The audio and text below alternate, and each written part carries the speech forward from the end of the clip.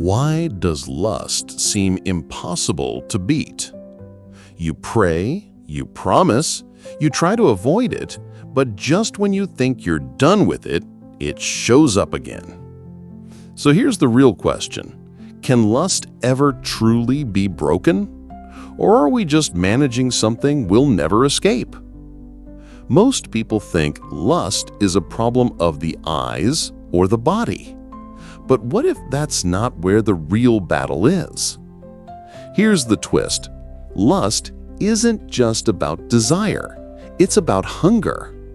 And what you're hungry for deep down might not even be physical. So if you've tried every method, every fast, every app, and still feel stuck, this video will help you see the fight differently.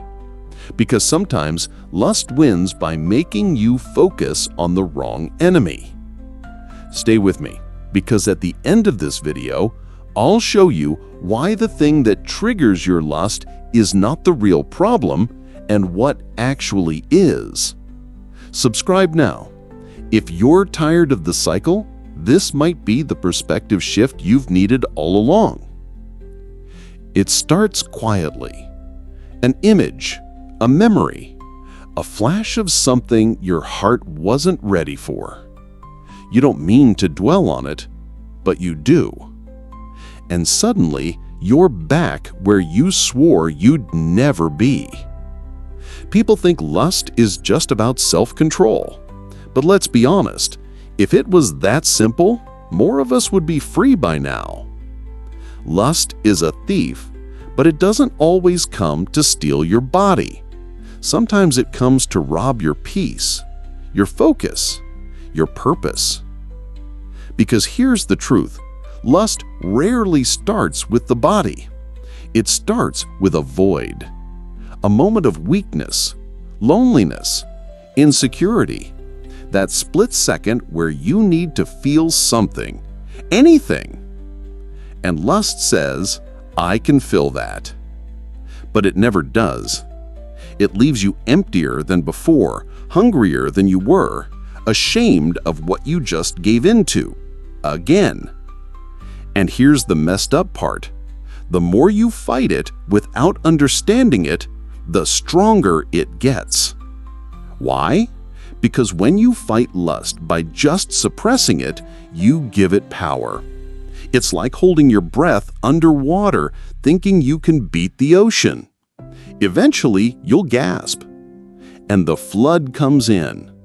So what's the way out? It's not willpower. It's not deleting every app. It's not hiding from triggers. Those things help, but they're not the core.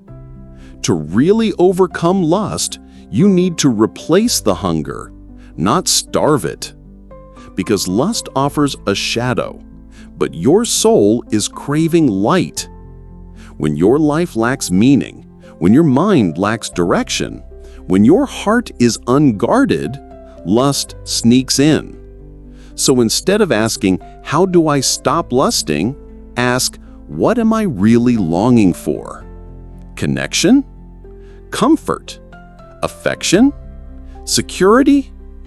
Because when you find the root of your desire, you stop feeding the lie. You don't beat lust by hating your body, you beat it by healing your soul. Comment one word below that resonates with this, and let me know. Freedom doesn't come when the urges disappear. It comes when they stop controlling you. You can't wait for lust to go away. You need to build a life where it doesn't make a difference. Because it won't. What you can do is learn how to face it without flinching, without folding, without feeding it. And that starts with one decision.